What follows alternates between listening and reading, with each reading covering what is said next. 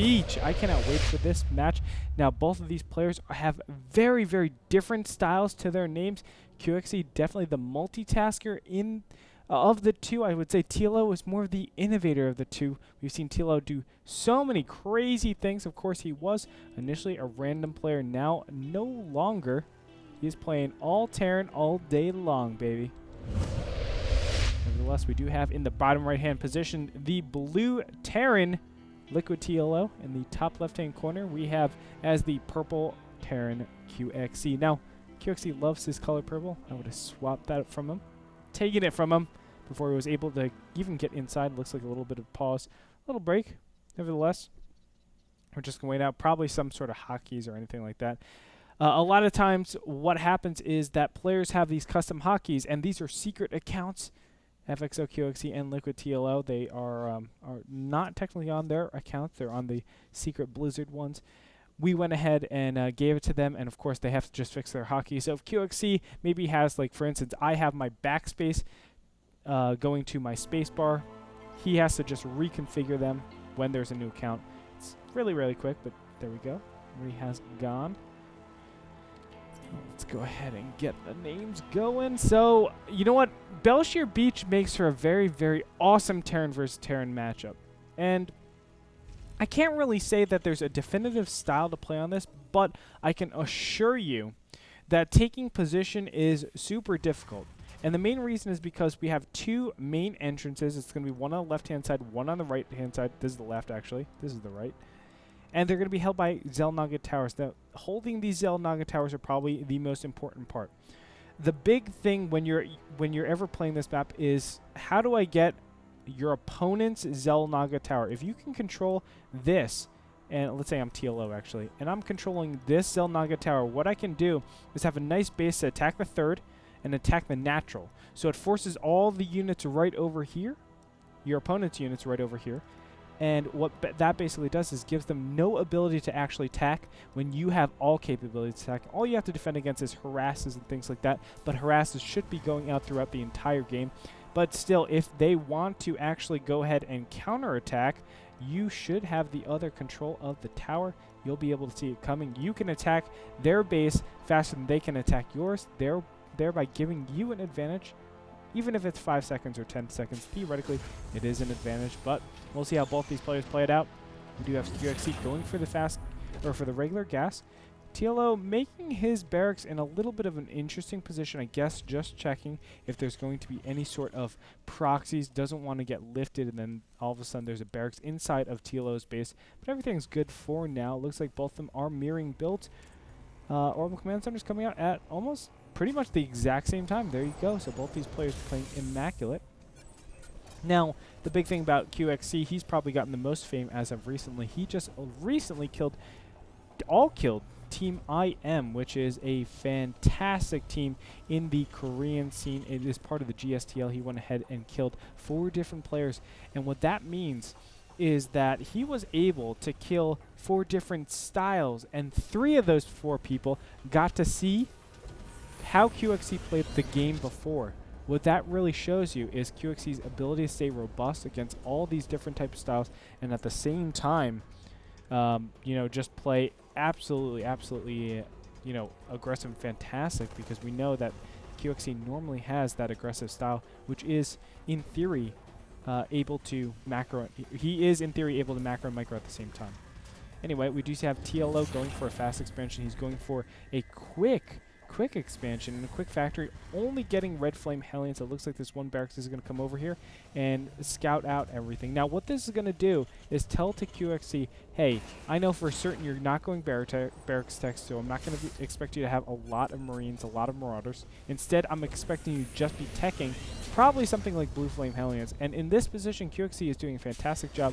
I think this build is absolutely perfect, getting the very, very fast reactor onto that barracks, and look at that, he's actually going a reactor starport. And this is probably the most standard Korean build right now.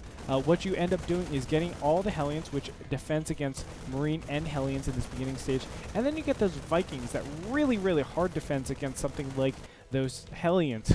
So everything's really, really defending against Hellions because Hellions, Blue Flame Hellions are so strong. 2 shots against any of these SCVs kills them. It's really, really disgusting, actually. It's really scary, I should say. Not disgusting, scary. TLO is going to get a second factory, it looks like, for himself, but he is going to be outmasked because we do see, of course, 4 total production facilities up for QXC. TLO, for the most part, is going to be able to play safe. He has everything in tow. It does look like an armory is coming up. Very, very interesting. We might be seeing some sort of very, very fast Thor. Now, we haven't seen a strategy like this in forever. And the main reason is because Thors are so immobile. It's so hard to get your Thor to actually attack your opponent. Therefore, a lot of times we see it completely being, underused. But it still has its purposes to an extent. Defensively, it's amazing. It's very, very good at defending against this type of style when you're going Viking Hellion, because really nothing, the Hellions just tickle them. And the Vikings do okay damage, but you need a lot of Vikings to be able to kill them. And it's just not, normally it's not cost efficient. We do see that a second Thor is on the way as we speak.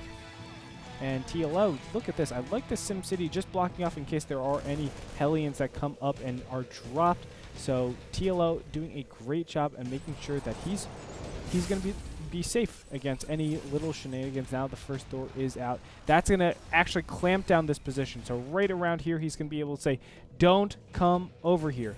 Why can't you come over here? Because my Thor is outputting 60 damage every single time he does 1 thrust. Do you see a Viking coming over here? 2 Vikings coming over here. Actually, a total of 3. Is the Thor actually going to start attacking it? No, not for now. Ooh! Gets 1 big volley, but really they don't take that much damage. We can see that they are armored units. Vikings are armored units, so of course they don't take too much damage. Now finally Hellions are going to come over here. They are red flame. None of these are blue flame.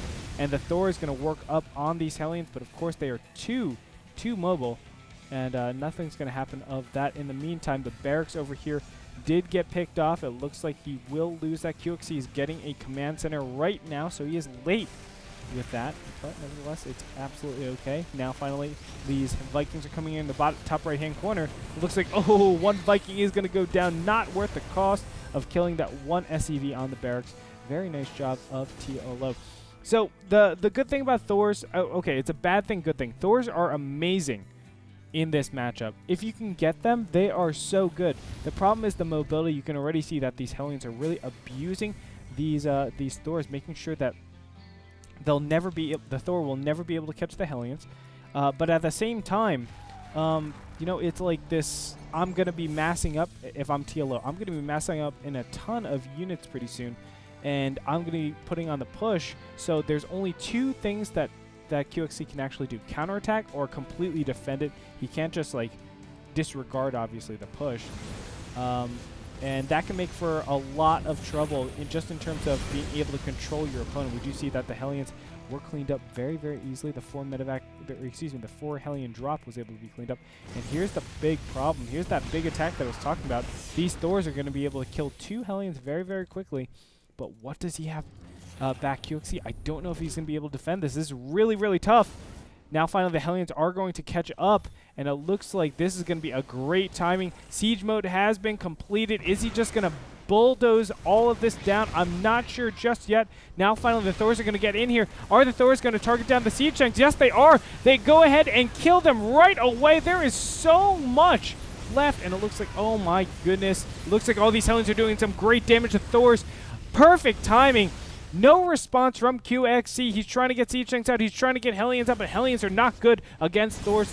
There's 1 very badly injured Thor, and it looks like he has to just run away. There goes a mule down. He's going to try to repair his 1 very damaged Thor, but he's not doing it at all. I don't know what happened to that Hellion, or excuse me, that mule. And oh, really, really bad control coming in by TLO, but still, he is absolutely fine. For the most part, we can see 2 more Thors coming out from TLO. Now, normally, we would see something like just mass siege tanks, mass marines being able to clean this up, but just how everything was started, the Hellion Viking, he just was not able to get there. Excuse me, QXC was not able to get there. and it's turning into a really, really tough uphill battle for QXC. You can see 4 Thors out here, definitely going to be much stronger than these 3 siege tanks. Now he's going to be pushing in. He needs a target move onto those individual siege tanks. That one siege tank does go down. It looks like he's going to keep being the aggressor. All the SCVs are going to get cleaned up. This one last siege tank is going to be killed. Another one, and no, QXC is going to GG. TLO takes a very nice win with a timing push.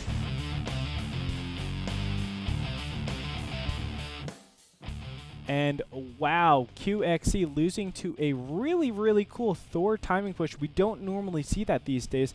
You know, it's weird, this whole dynamic of like Marine Marauders and it being counter to mech, but then we have this super mech that counters the mech, this Thor timing that counters this mass Hellion type of play. And what I really like about TLO, he SimCity'd everything, made sure those Hellions did 0 damage, and was able to just mass up those 3 Thors, catch his opponent off guard, and all of a sudden, you know, these 3 Thors are bearing down his natural. He can't do anything about it because he has no DPS. And a lot of times, you use Marines, Marauders, and Siege Tanks to be able to deal with it. But with that type of opening that normally counters the bio, he's not able to produce anything like that. QXC is not able to produce Marines, Marauders, Siege Tanks, that kind of composition to be able to kill those Thors. And the Thors obviously getting a huge amount of kills.